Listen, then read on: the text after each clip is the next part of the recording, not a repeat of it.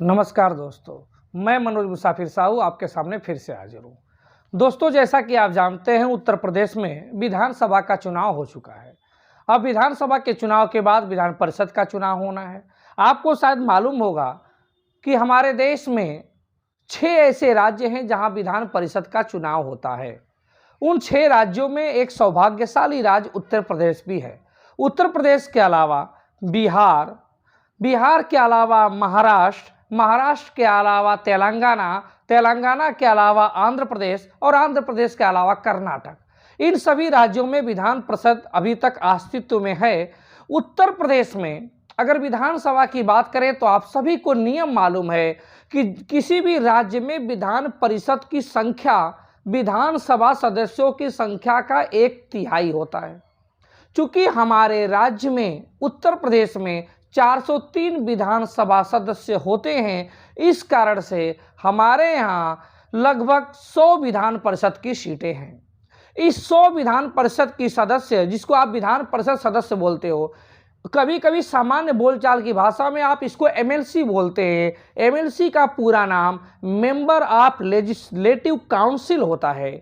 MLC का पूरा नाम मेंबर ऑफ लेजिस्लेटिव काउंसिल होता है। आप हिंदी में विधान परिषद सदस्य बोलते हैं और नॉर्मल बोलचाल की भाषा में जिसको आप एमएलसी बोलते हैं।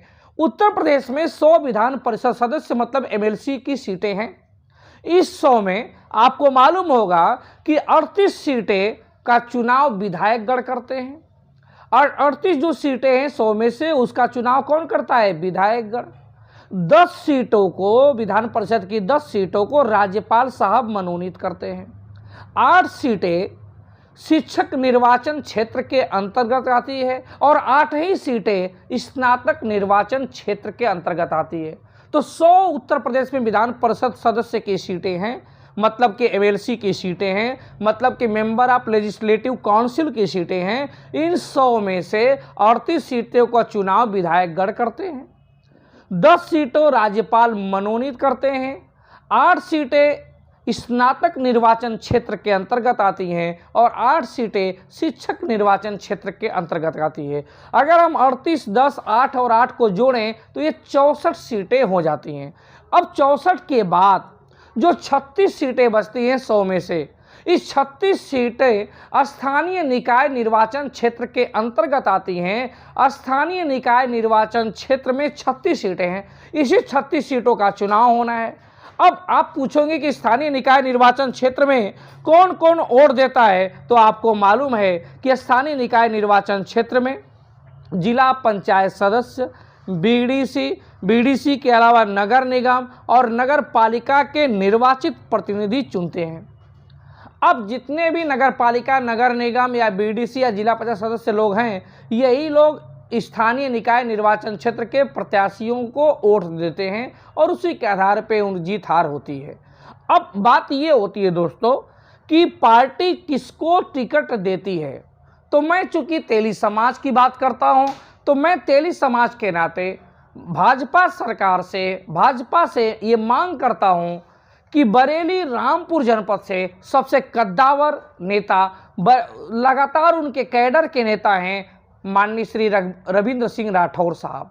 रविंद्र सिंह राठौर पूर्व में भाजपा के जिलाध्यक्ष रह चुके हैं। फिलहाल में इस विधानसभा के चुनाव में उनको ददरौल विधानसभा की प्रभारी बनाया गया था। अब उस प्रभारी बनते हुए ददरौल विधानसभा में अपने कैंडिडेट को इन्होंने जिता दिया। जो पार्टी ने कार्य सौंपा था उसमें 100% पूरी तरह से अमल करते हुए पार्टी के प्रत्याशी को विजयी करा दिया।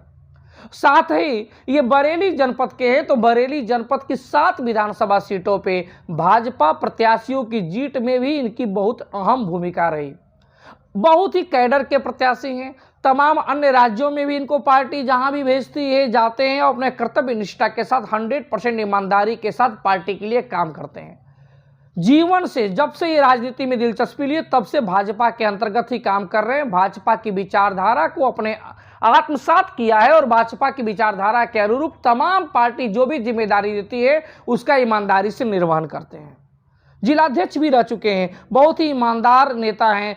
तो मैं चाहता हूं कि तेली समाज का जब इतना ईमानदार नेता रविंद्र सिंह राठौर भाजपा के पास है, तो बरेली रामपुर जनपद से रविंद्र सिंह राठौर को एमएलसी प्रत्याशी घोषित कर दिया जाए। एमएलसी प्रत्याशी घोषित करने से एक तो भाजपा का कैडर मजबूत होगा, भाजपा की विचार का प्रचार प्रसार होगा और साथ में तेली समाज को भी एक सम्मान मिलेगा। तो मैं तेली समाज की सम्मान के लिए ये मांग करता हूं कि रविंद्र सिंह राठौर को स्थानीय निकाय निर्वाचन क्षेत्र जो 36 प्रत्याशियों की घोषणा होनी है, उसमें बरेली रामपुर जनपद से माननीय रविंद्र सिंह राठौर को प्रत्याशी घोषित किया जाए। और मेरा दावा है कि पूरा तेली समाज उत्तर प्रदेश का रविंद्र सिंह राठौर को जिताने का कार्य करेगा, एड़ी चोटी का जोर लगा देगा। इसके लिए रविंद्र सिंह राठौर तेली समाज का एक संगठन है, भारतीय तैलिक साहू राठौर महासभा, जिसके संस्थापक माननीय आदरणीय पूर्व राज्यसभा सांसद बाबूजी रामनारायण साहू जी हैं। रामनारायण साहू जी भी लगातार रविंद्र सिंह राठौर के लिए पैरवी कर रहे हैं, मांग कर रहे हैं भाजपा से कि आप रविंद्र सिंह राठौर को टिकट दीजिए और पूरा तेली समाज इनको एमएलसी बनाने का काम करेगा, क्योंकि उनके पक्ष भी मजबूत हैं। बाबूजी रामनारायण साहू लगातार भाजपा के हाईकमान को ये संदेश देते हैं कि इस विधानसभा के चुनाव में भाजपा ने मात्र एक टिकट दिया था सीतापुर से राकेश राठौर को, और उसको भी हमने जिता के भेजा। तो जब विधानसभा में आपने एक दिया और हमने 100% रिजल्ट दिया, तो आप एमएलसी के चुनाव में भी हमें दिए। वैसे तो मुझे कम से कम अगर बात करें तो 2 और 3 सीटें देनी चाहिए तेली समाज को, लेकिन ठीक है, अभी फिलहाल में आप एक टिकट दीजिए रविंद्र सिंह राठौर को, हम बहुत ही खुश हो जाएंगे और पूरा विश्वास है कि आपको जिता के आपके विधानसभा में भेजेंगे, विधान परिषद में भेजेंगे।